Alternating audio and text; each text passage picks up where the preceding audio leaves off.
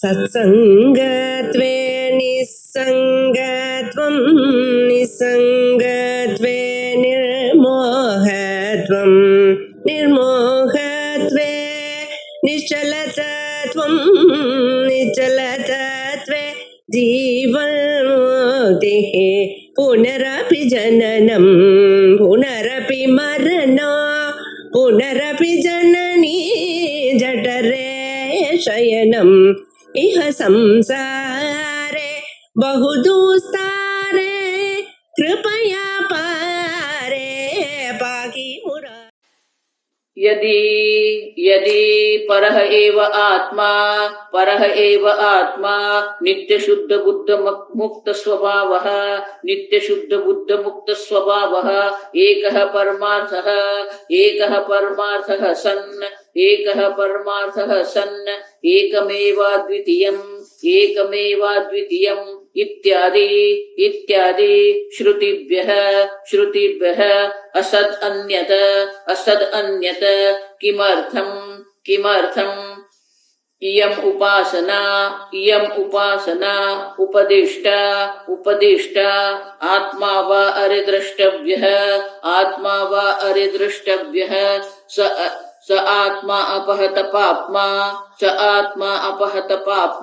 न क्रतुम् कुर्वीत आत्मा इति एव उपासीत इत्यादि श्रुतिभ्यः कर्माणि च अग्निहोत्रादीनि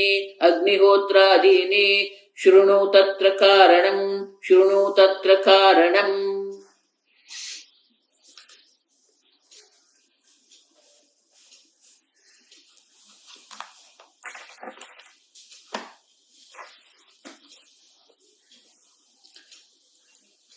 यदि परः एव आत्मा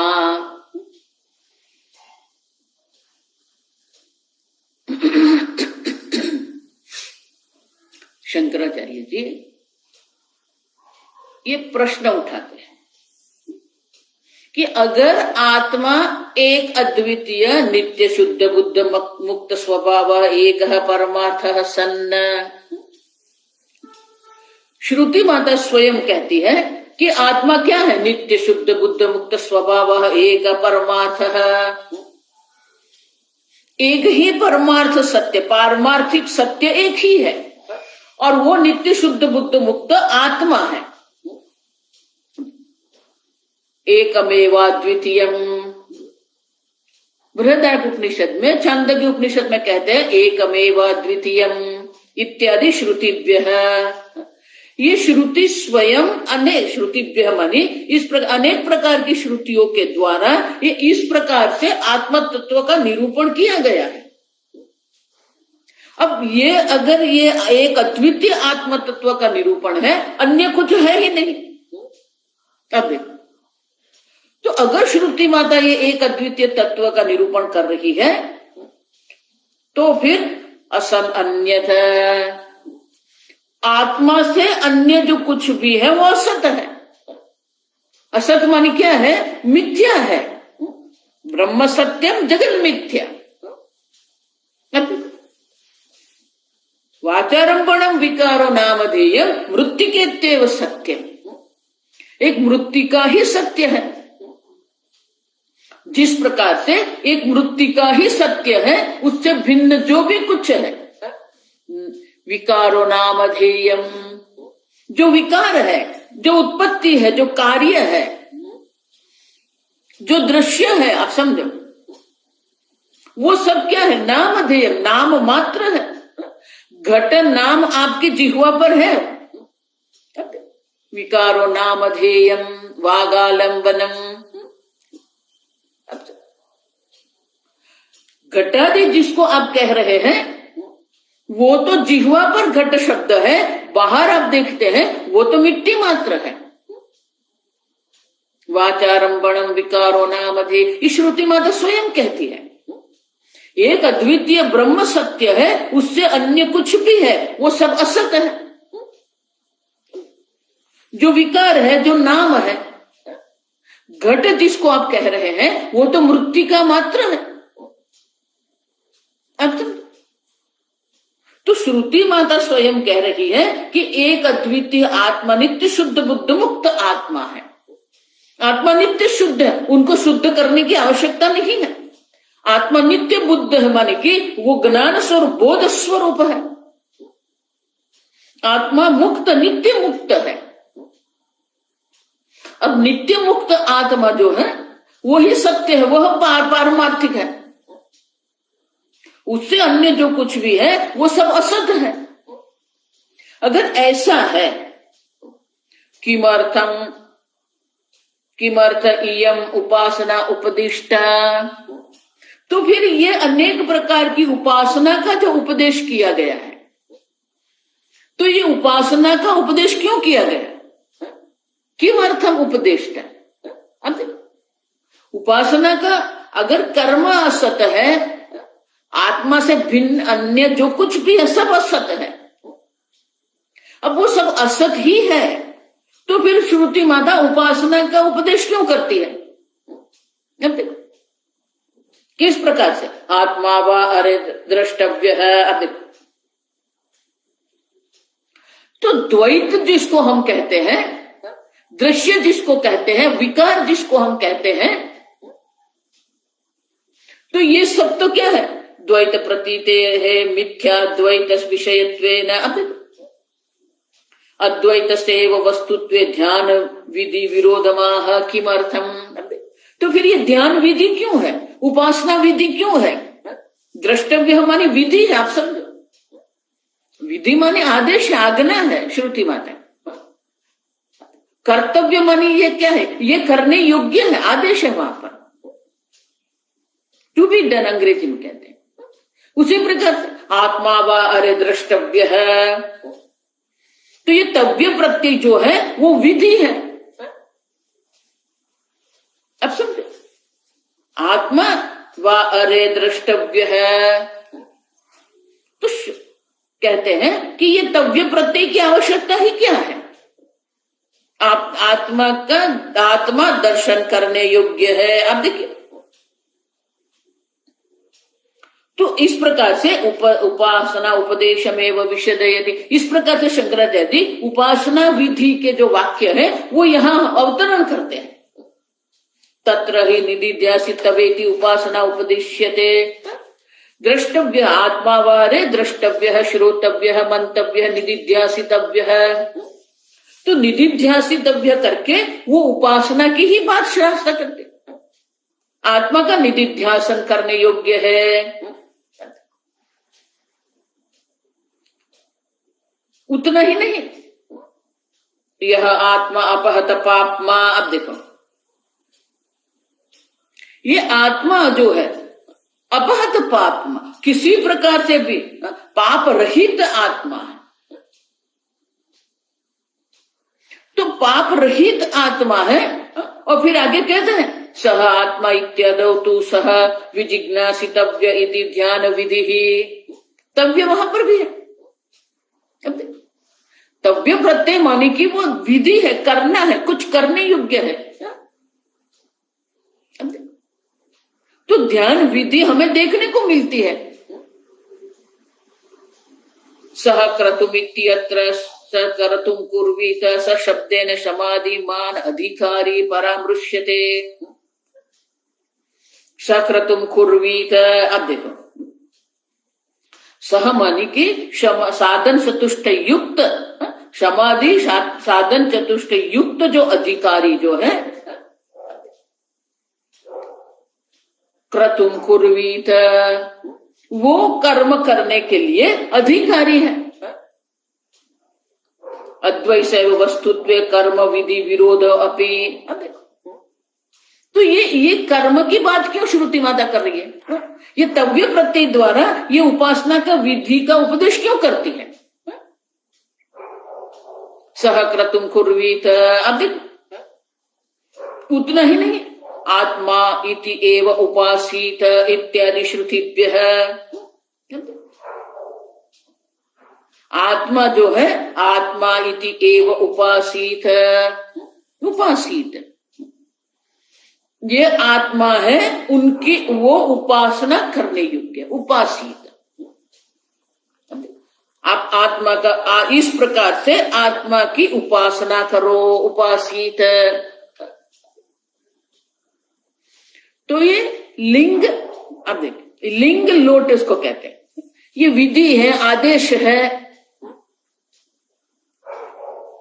तो बोले ये श्रुति माता में हम ये प्रकार के शब्द प्रयोग देख रहे हैं, उपासित है, द्रष्टव्य है। तो अगर एक अद्वितीय आत्मा है तो ये विधि का आदेश कैसे कर सकती है? उतना ही नहीं, अद्वैत सेव वस्तुत्व कर्म विधि विरोध है। तो उपासना का ही विरोध है ऐसा नहीं है। एक अद्वितीय आत्मा है तो आत्मा का कर्म विधि से भी विरोध होगा ना। कौन कर्म करेगा? आत्मा तो क्या है? निर्विकारी चैतन्य है, कर्तृत्व आत्मा में है ही नहीं। जब आत्मा में कर्तृत्व ही नहीं है, श्रुति माता स्वयं कहती है न हन्ति न हन्यते, न किसी की वो हनन क्रिया कर सकता है, न किसी का हनन क्रिया का वो कर्म बन सकता है। कर्तृत्व भी आत्मा में नहीं है, भोक्तृत्व भी आत्मा में नहीं है।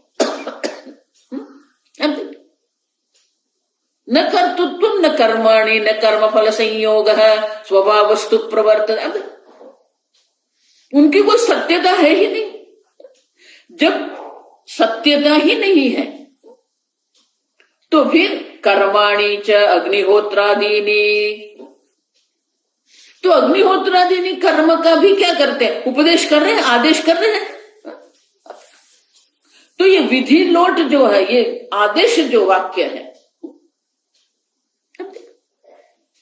उपासित, तो अग्निहोत्रादि का भी आदेश करते हैं। तो इस प्रकार से अग्निहोत्र कर्म करना है, आहुति देना है। अब देखो, तो ये जुहोत, और इसलिए शंकराचार्य कहते हैं कि ये प्रश्न उठाते हैं आप समझो कि इस प्रकार से कर्म की जो विधि जो है वो भी एक अद्वितीय आत्म तत्व की दृष्टि से तो विरोधी ही है।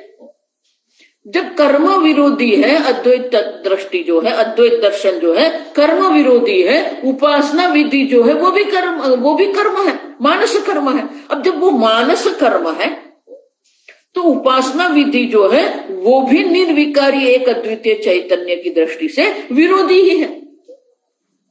अब समझो, तो फिर क्यों शास्त्र ये उपदेश करते हैं? श्रुति माता इस प्रकार के वाक्य का प्रयोग जो कर रही है, किमर्थम अन्य उपदिष्टानि इति संबंध, किमर्थम माने कि किस प्रकार से, क्यों ये आदेश श्रुति माता करती है? सीधे सीधे ही बोल दो एक अद्वितीय आत्मा है। अब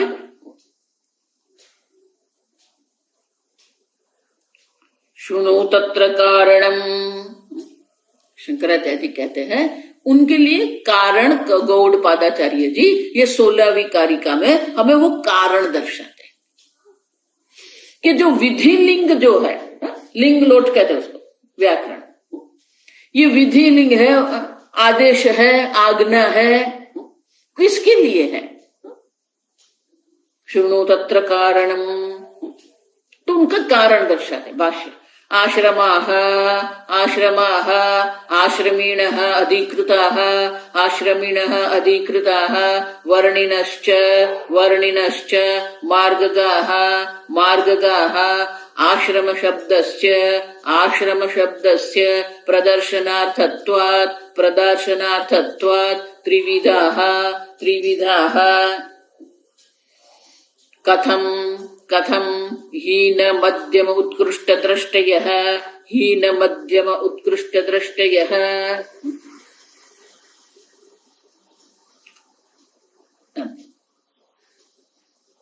आश्रमाः आश्रमाः त्रिविधाः। अंधे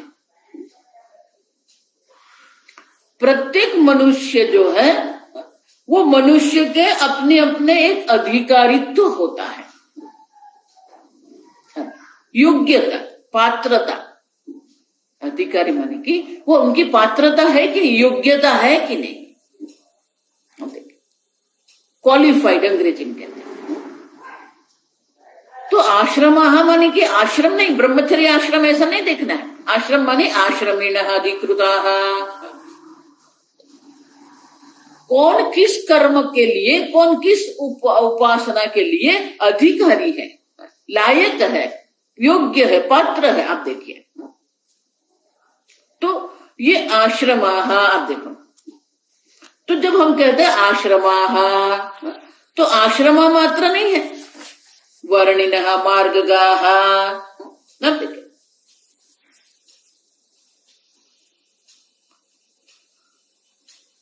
तो आश्रम शब्द जो है वो उनके साथ साथ क्या है,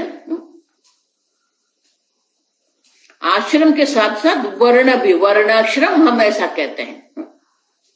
अब देखिए, तो आश्रमाः माने आश्रमिणः के माने कि जो ये आश्रम के लिए ब्रह्मचर्य आश्रम, गृहस्थ आश्रम वाले जो है, तो उनके साथ साथ क्या जोड़ देना है, वर्णिनः च मार्गगाः। अब देखिए, तो आश्रम शब्द जो है उनके साथ साथ वर्ण शब्द, वर्णी माने कि किस वर्ण का है वो, ब्राह्मण वर्ण का है तो ब्राह्मण वर्णी कहेंगे उसको, तो दोनों लेना है। आश्रम माने कि हमारे जीवन की अवस्था, हमारे जीवन की 4 अवस्था है। प्रथम अवस्था को ब्रह्मचर्य आश्रम कहते हैं, जिसको विद्यार्थी अवस्था कहते हैं, जिसमें विद्या का उपार्जन करना है। दूसरा आश्रम जो है वो गृहस्थ आश्रम है, जहां धनोपार्जन करना है, सामाजिक और पारिवारिक दायित्व निभाना है। वानप्रस्थ आश्रम है, सर्व पारिवारिक सामाजिक प्रवृत्ति से निवृत्त होकर समाज कल्याण के लिए कार्य करना है, आत्म कल्याण के लिए जप तप पूजा पाठ करना है। और संन्यास आश्रम है, उतना ही नहीं, वर्णिनश्च। अब देखो, तो वर्णिनः माने कि वर्ण मार्गगाः, तो वर्णिनः भी है, ब्रह्मचर्य ब्राह्मण वर्ण है, क्षत्रिय वर्ण है। भगवान कहते हैं ब्राह्मण क्षत्र विंशाम शूद्राणाम स्वभाव प्रभवै गुणैः। अब कोई विभाग नहीं किया है हमने। ब्राह्मण कौन है, स्वभाव प्रभवै गुणैः। 18वें अध्याय में भगवान गीता में कहते हैं प्रत्येक व्यक्ति, प्रत्येक मनुष्य का एक विशेष स्वभाव होता है। वो स्वभाव से जो उत्पन्न हुए जो गुण है, गुण के आधार पर ये वर्ण व्यवस्था है। चातुर्वर्ण्यम मया सृष्टम गुण कर्म विभागशः। अर्जुन ये वर्ण की व्यवस्था जो है वो वर्ण व्यवस्था बनाने वाला मैं हूं, लेकिन वो मैंने कोई पक्षपात नहीं किया है। गुण कर्म, जिसका जिस प्रकार का गुण है, त्रिगुणात्मिका माया है, त्रिगुणात्मिका माया के कारण ये जगत में ये भी गुणैः न मुक्तम दिवि देवेषु पृथिव्याम। ये पृथ्वी पर देखो प्रातः काल और सायंकाल समांतर चल रहा है। 18वें अध्याय में सायंकाल यही चर्चा चल रही है। ये 3 भगवान कह रहे हैं पृथ्व्याम, ये पृथ्वी पर, दिव्य स्वर्ग में और देवताओं में, न सत्वम मुक्तम, कोई ये 3 गुणों जो है, 3 गुणों से कोई मुक्त है ही नहीं। सब में ये गुण है, लेकिन ये 3 गुण जो है, 3 गुणों के सम्मिश्रण होता है। सत्व की प्रधानता हो सकती है, रजोगुण की प्रधानता हो सकती है, तमोगुण की प्रधानता हो सकती है।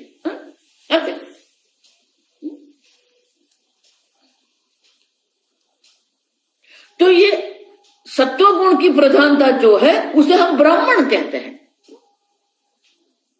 ठीक से समझ लो, ये वर्ण आश्रम शब्द यहां आया है, तो अभी वो शब्द को भी अब ठीक से समझ लो। शंकराचार्य जी सोचते हैं कि ये सब हम जानते हैं, इसे वो किसी भी प्रकार से वर्ण और आश्रम शब्द का यहां कोई किसी प्रकार से भी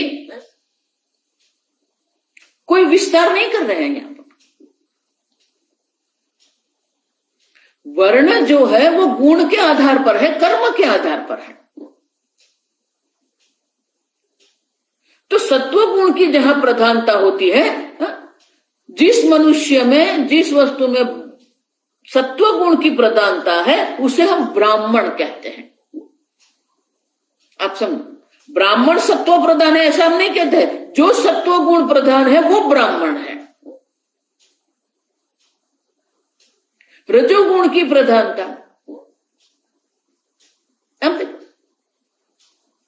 3 गुण है, 3 गुण के क्या होगा, सम्मिश्रण जब करेंगे तो 6 प्रकार के सम्मिश्रण बन सकते हैं। सत्व प्रधान है, माने कि सत्व मुख्य है, तो उनके पीछे रजोगुण है और तीसरे स्थान पर तमोगुण है। सत्व रज तम, सत्व गुण है तो उनके पीछे तमोगुण है और तीसरे स्थान पर रजोगुण है। ये 2 सम्मिश्रण हुए। उसी प्रकार से रजोगुण की प्रधानता से भी 2 प्रकार के सम्मिश्रण हो सकते हैं, रजः सत्व तमः, रजः तमः सत्व। उसी प्रकार से तमोगुण की प्रधानता से भी 2 प्रकार के सम्मिश्रण है, तमोगुण है तो तम सत्व रज, तम रज सत्व। अब देखिए, तो संभावना 6 सम्मिश्रण की है, लेकिन यहां तो क्या कह रहे हैं, चातुर्वर्ण्यम, गुण के आधार पर 4 प्रकार के वर्ण दर्शाए हैं। क्यों? भले सम्मिश्रण 6 है। देखो ये बहुत ऐसी कुछ बात होती है, वो ठीक से समझना पड़ता है कि उनकी संभावना है कि नहीं। रामः जलम पीबति, अब देखो रामः फलम खादति, तो ये वाक्य है। उसी प्रकार से अगर मैं कहूं रामः अग्निम पीबति, तो व्याकरण की दृष्टि से वो जो है योग्य है, लेकिन व्यवहार की दृष्टि से उसमें कोई योग्यता नहीं है। देखो, इसलिए व्याकरण में भी योग्यता देखनी पड़ती है। रामः फलम खादति कहेंगे वो योग्य है, रामः जलम पीबति कहेंगे तो वो ठीक है। व्याकरण की दृष्टि से भी वो योग्य है, व्यवहार की दृष्टि से भी वो योग्य है। लेकिन रामः अग्निम पीबति जब हम कहते हैं तो व्याकरण की दृष्टि से वो शुद्ध वाक्य है, लेकिन व्यवहार में वो संभव नहीं है। कोई अग्नि पी नहीं सकता। अच्छा, उनकी योग्यता देखनी पड़ती है हमें। उसी प्रकार से सत्व रज तम 3 गुण है और इसलिए 6 प्रकार के सम्मिश्रण हम देख सकते हैं। लेकिन भले वो 6 है, लेकिन योग्यता मानी कि किस प्रकार के सम्मिश्रण संभव है। सत्व गुण की प्रधानता होती है। सत्व गुण मानी क्या है? जहां सुख है, शांति है, ज्ञान है, विवेक है, प्रसन्नता है, निर्मलता है, ये सब सत्व गुण है। रजोगुण मानी जहां प्रवृत्ति है, महत्वाकांक्षा है, लोभ है, प्रवृत्ति है। तमोगुण मानी क्या है? निद्रा, आलस्य, प्रमाद है। ये प्रत्येक गुण के गुण है, विशेषता, लक्षण है उनके। अब सत्व गुण की जब प्रधानता होती है तो उनके पीछे रजोगुण की संभावना है और तीसरे स्थान पर तमोगुण है। लेकिन सत्व गुण की जब प्रधानता है, जहां विवेक है, ज्ञान है, शांति है, सुख है, क्या उन सत्व गुण से पीछे तमोगुण रह सकता है? नहीं, परस्पर विरोधी है। तो परस्पर विरोधी गुण होने के कारण सत्व गुण जो है, सत्व गुण के पीछे तमोगुण और तीसरे स्थान पर रजोगुण, ये सम्मिश्रण असंभव है। और इसीलिए सत्व गुण में जो दो सम्मिश्रण है, उसमें एक सम्मिश्रण ही योग्य है। अब दूसरे जो दो सम्मिश्रण है, रजोगुण मध्य में है, तो दोनों ओर वो जा सकता है। इसलिए रजोगुण के जो है उनको सत्वगुण उनके आश्रय, सत्वगुण उनके आश्रय में रह सकता है, और फिर तीसरे स्थान पर तमोगुण है। उसी प्रकार से रजोगुण की प्रधानता है और उनके आश्रय तमोगुण है, और तीसरे स्थान पर सत्वगुण है। तो सत्वगुण की प्रधानता जो है वो ब्राह्मण है। रजोगुण की प्रधानता है जिसका सत्व, जिसके लिए सत्व आश्रय है, वो संभव है, उसे क्षत्रिय कहते हैं। रजोगुण की प्रधानता है लेकिन आश्रय में तमोगुण है और तीसरे स्थान पर सत्व गुण है, उसे वैश्य कहते हैं। अब तमोगुण में जो दो सम्मिश्रण है, तो तमोगुण जो है, तमोगुण की जब प्रधानता होती है तो उससे बिल्कुल विपरीत जो सत्व गुण है उनका आश्रय नहीं हो सकता। अब देखो, तमोगुण की प्रधानता होती है तो दूसरे स्थान पर सत्व गुण की संभावना नहीं है, और इसलिए जो पांचवा सम्मिश्रण है वो भी अयोग्य है। और जो छठा सम्मिश्रण जो है, तमोगुण की प्रधानता है, उनके पीछे रजोगुण है और तीसरे स्थान पर सत्व गुण है, जिसे हम शूद्र कहते हैं।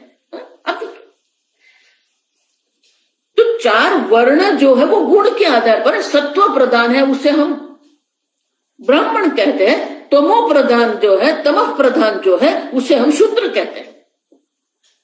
रजोगुण प्रधान में सत्व का आश्रय जो है वो क्षत्रिय है। तो गुण के आधार पर ये वर्ण है। आश्रम जो है हमारे आयुष्य के विभाग में है, हमारे कौन से वही है हमारा। आप समझो, तो आश्रम धर्म वर्ण धर्म जो है वो किनके आधार पर है? एक गुण के आधार पर है, दूसरा वय के आधार पर है।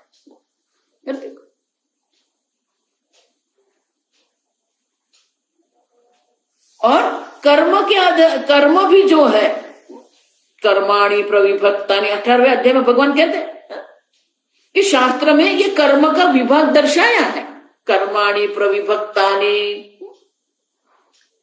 लेकिन वो कर्म भी किसके आधार पर है? ब्रह्म कर्म स्वभावजम। प्रत्येक मनुष्य की एक प्रकृति है, स्वभाव है। पूर्व जन्म में जो हम कर्म भोग सब संस्कार लेके जो आए हैं, वो संस्कार से, स्वभाव से उत्पन्न ये गुण होते हैं। देखो, इसीलिए अभी आप जो है या अभी आपके जीवन में जो है, उनके लिए अन्य कोई कारण नहीं है। आपके ही प्रारब्ध कर्म है, आपके ही पूर्व जन्म के संस्कार है, आपके ही पूर्व जन्म के जो कर्म है, उनके अनुरूप ही आपको प्रारब्ध मिलता है।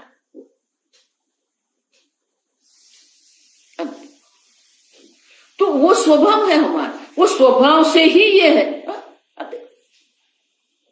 तो भगवान जब कहते गुण कर्म विभागशः, तो गुण के आधार पर सत्व प्रधान ब्राह्मण है, और वो जो सत्व प्रधान ब्राह्मण है उनके कर्म क्या होता है? ब्रह्म कर्म स्वभाव। जब उनके स्वभाव से किस प्रकार के कर्म हो सकते हैं?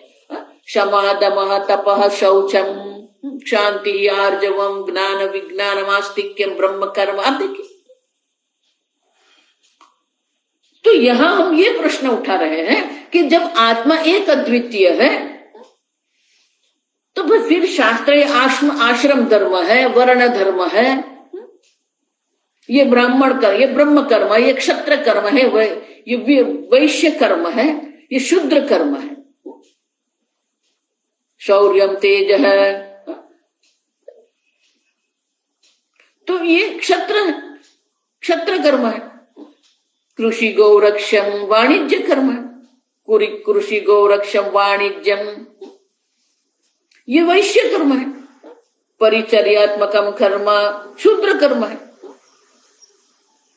तो प्रश्न ये है कि जब एक अद्वितीय अकर्ता अभोक्ता आत्मा है, तो फिर ये आश्रमाः वर्णिनश्च मार्गगाः,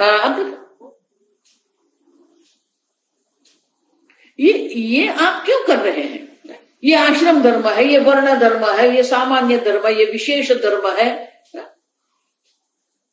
तो उनके उत्तर में ये कहते हैं आश्रमाः त्रिविधाः। देखो, आश्रम शब्द से प्रदर्शनार्थत्वात् त्रिविधाः। अब देखो, तो ये 3 प्रकार के हैं।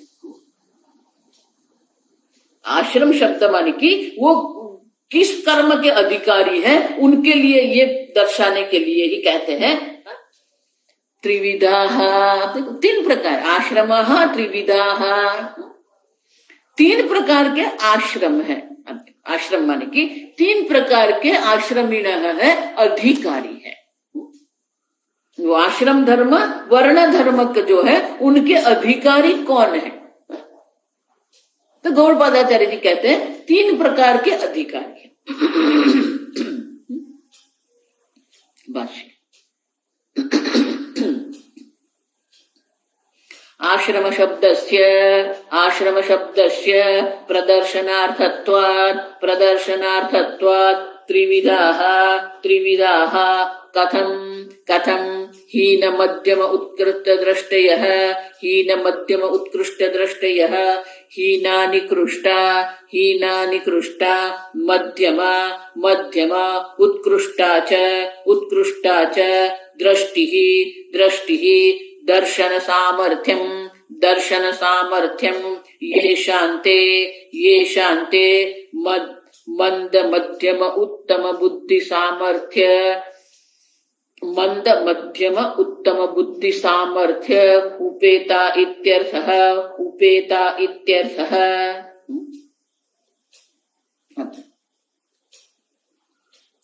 आश्रम शब्द से हम वर्ण शब्द भी लेना है। अब आश्रमी वर्णी, तो वो 3 प्रकार से है। क्यों? कथम हीन मध्यम उत्कृष्ट दृष्टि कारिका है। आश्रम त्रिविधा हीन मध्यम उत्कृष्ट दृष्टयः, 3 प्रकार के अधिकारी है। हीना उत्कृष्टा दृष्टि,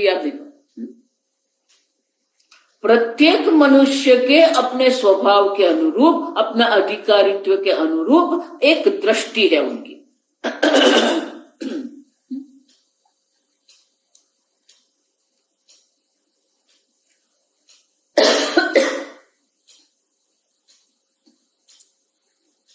दृष्टि माने क्या है?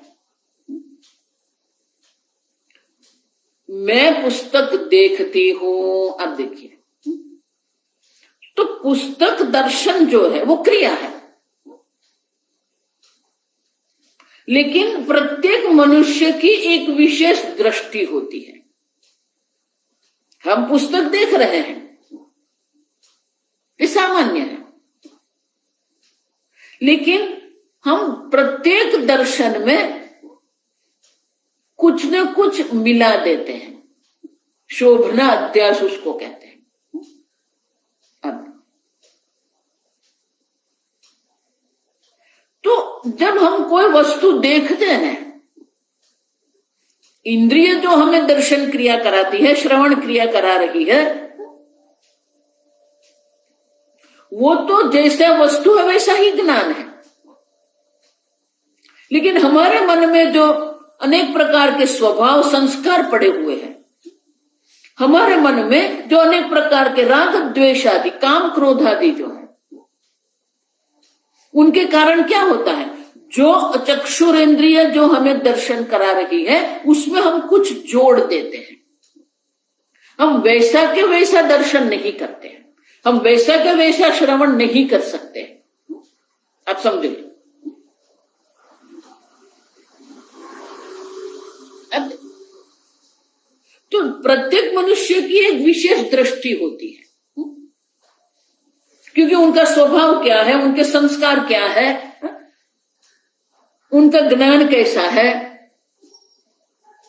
उनके आधार पर उनकी दृष्टि रहती है।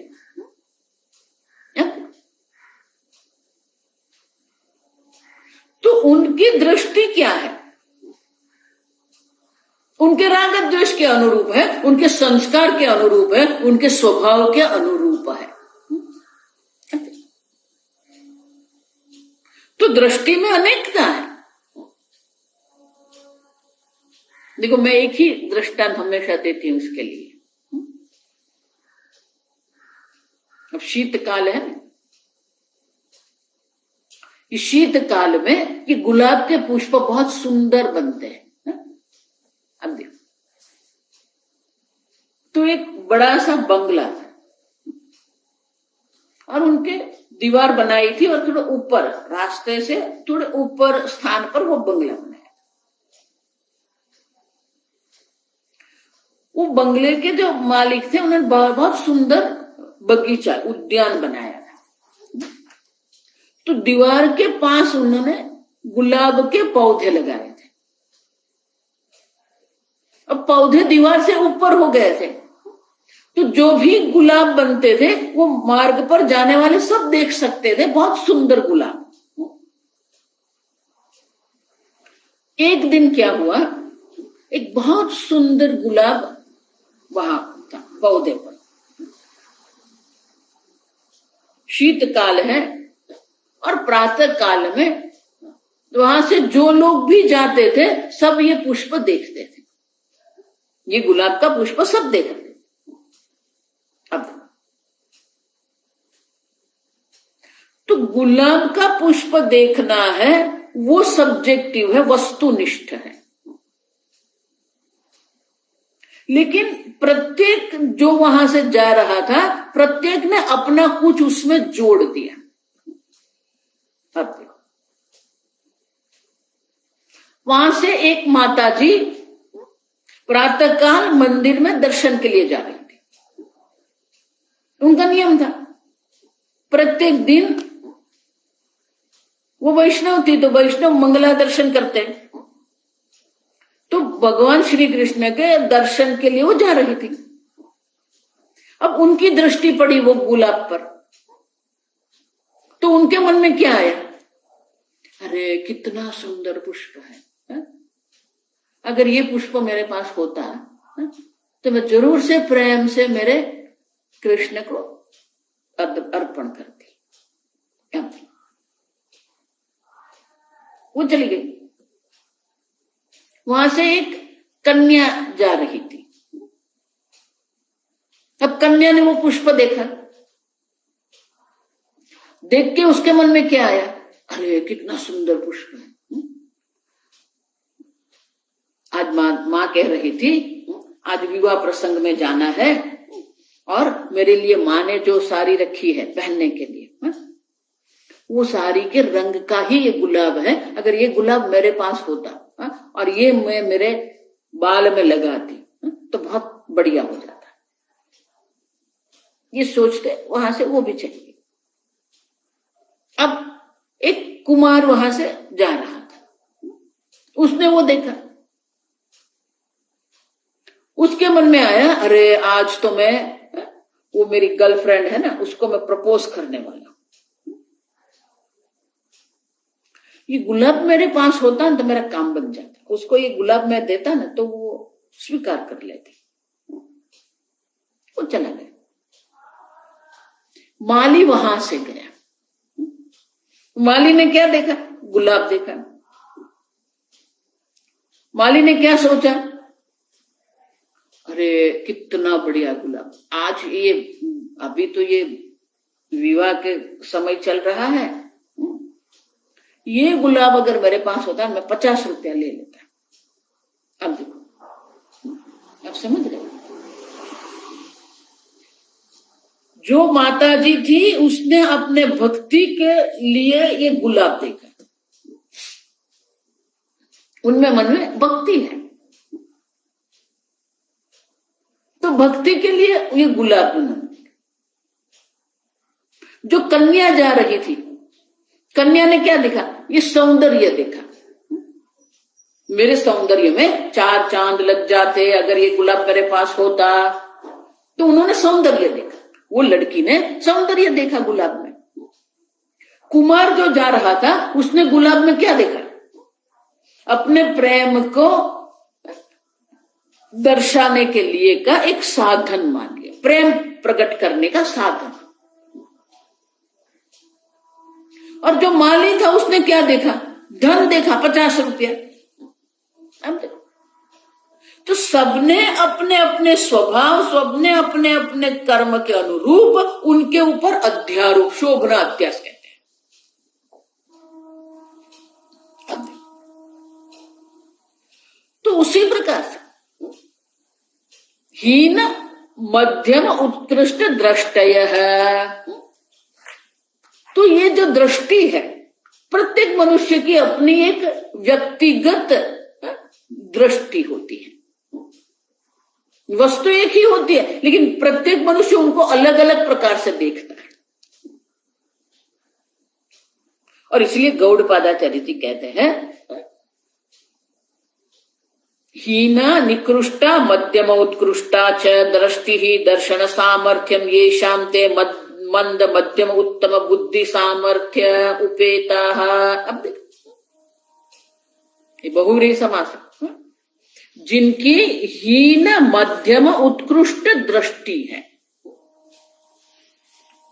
जिनकी हीन मध्यम उत्कृष्ट दृष्टि जिसकी है, उसको कहते हैं आश्रमाः वर्णिनः। आश्रमी वर्णी। हीन माने निकृष्ट दृष्टि है, मध्यम दृष्टि है और उत्कृष्ट उत्तम दृष्टि है। तो शंकराचार्य जी कहते हैं उत्तम दृष्टि माने क्या है? उत्तम बुद्धि सामर्थ्य उपेताः। इस प्रकार की किसी कोई जो है मंद बुद्धि के, उनका सामर्थ्य मंद बुद्धि है। सामर्थ्य उपेता माने कि सामर्थ्य जो है उनका उस प्रकार का सामर्थ्य है, सामर्थ्य से संपन्न। सामर्थ्य उपेता माने वो सामर्थ्य से संपन्न है। कोई जो है उनकी हीन दृष्टि है, माने कि वो मध्यम मंद बुद्धि सामर्थ्य उनका। दूसरा है उसको मध्यम बुद्धि है, तीसरा है उनकी उत्तम बुद्धि है। और इस प्रकार से हीन मध्यम उत्कृष्ट दृष्टि वाले मनुष्य होते हैं। त्रिविधा, 3 प्रकार के। तो ये उनके बुद्धि का सामर्थ्य से संपन्न है। देखो, इसलिए हम देखते हैं कि प्रत्येक मनुष्य का अपना अपना सामर्थ्य, बुद्धि सामर्थ्य होता है। तो बुद्धि सामर्थ्य के अनुरूप ही शास्त्र कर्म और उपासना जो है उनका आदेश करते हैं। देखो, इसलिए हमारा वैदिक धर्म जो है ना 10 कमांडमेंट्स नहीं है, आप समझो। सबको एक ही दंड से हमें ये नहीं करना है, शासन नहीं करना है। प्रत्येक मनुष्य का अपना स्वभाव है। स्वभाव के अनुरूप अगर हमें उसे कर्म देते हैं, स्वभाव के अनुरूप अगर हम उपासना देते हैं, तो अवश्य उनकी उन्नति होती है। ये कोई विभाग करके हम ये नहीं दर्शा रहे कि ये निकृष्ट है, माने कि वो तिरस्कृत है, ऐसा नहीं है। उनका बुद्धि सामर्थ्य हम क्या है, निकृष्ट माने उनका बुद्धि का सामर्थ्य क्या है। अगर उनकी बुद्धि का सामर्थ्य नहीं है और कुछ उसको दर्शा देंगे, अभी कोई मुझे मिला था, तो आश्रम में रहते थे। मैंने बोला अब आश्रम में वहां रहते थे तो वहां आश्रम में व्याकरण का वर्ग रहता होगा ना? बोले हाँ व्याकरण का था। तो मैंने आप पढ़ते थे कि नहीं? बोला नहीं नहीं वो मेरी बुद्धि में कुछ जाता नहीं। अब देखो, बोले ये वो व्याकरण पढ़ाते थे, वो लघु सिद्धांत कौमुदी पढ़ाते थे, लेकिन मुझे तो कुछ समझ में नहीं आ रहा। तो मन के उनकी बुद्धि का सामर्थ्य नहीं है वो पाणिनि व्याकरण समझने का। तो यहां निकृष्ट जो कह रहे हैं, निकृष्ट माने किसी को हम तिरस्कृत नहीं कर रहे हैं, उनका सामर्थ्य की बात कर रहे हैं। उनकी बुद्धि का सामर्थ्य क्या है, किस प्रकार के सामर्थ्य से उपेता माने संपन्न है वो। तो जिस व्यक्ति की जिस प्रकार के बुद्धि के सामर्थ्य है उनके अनुरूप ही उसे हमें कर्म और उपासना का आदेश करना है, तभी उनकी उन्नति होगी। अब समझो, ब्रह्म कर्म जो है क्षत्र कर्म है, वैश्य कर्म, शूद्र कर्म है, वो स्वभावजन। शंकर वहां गीता में भगवान कहते हैं ब्रह्म कर्म स्वभावजम, क्षत्र कर्म स्वभावजम। उनके स्वभाव के अनुरूप है, ये जाति नहीं है। आप समझो, जाति तो बाद में, ये स्वभाव के अनुरूप होना चाहिए।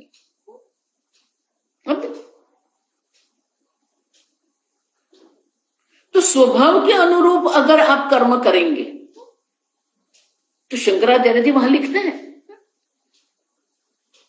कि जिसका स्वभाव ब्राह्मण स्वभाव है, अगर वो ब्राह्मण स्वभाव के अनुरूप कर्म करेंगे, किसी भी आप औद्योगिक एकम देखेंगे या किसी भी परिवार को देखेंगे या मंदिर को देखेंगे, संस्था देखेंगे, सब में ये 4 प्रकार के हैं। औद्योगिक एकम में भी संशोधन करने वाले होते हैं, विचार करने वाले होते हैं, जिसे हम ब्राह्मण कहते हैं। जो संपूर्ण औद्योगिक एकम जो है उनका जो इकाई जो है वो इकाई का जो है वो संचालन कर रहे हैं, सुरक्षा देख रहे हैं, फायर सेफ्टी होती है, गार्ड होते हैं, तो ये क्षत्रिय है। जो हिसाब किताब करते हैं, क्या लेना है, कौन किस प्रकार का, कहां से हमें कुछ लेना है, कहां से कहां हमें वो बिक्री करना है, क्रय विक्रय जो देख रहे हैं, सबके जो उन सबका वेतन देना है, तो हिसाब किताब करने वाले जो सब वैश्य है। और लेबर भी हमें चाहिए, औद्योगिक एकम है उसमें लेबर की भी आवश्यकता होती है, तो वो सब शूद्र है। किसी भी शाला है, संस्था है, विद्यालय है, विश्वविद्यालय, उसमें भी उसी प्रकार से चलता है। उनमें भी ब्राह्मण है, क्षत्रिय है, वैश्य है, शूद्र है। ये 4 वर्ण जो है वो समाज की व्यवस्था है।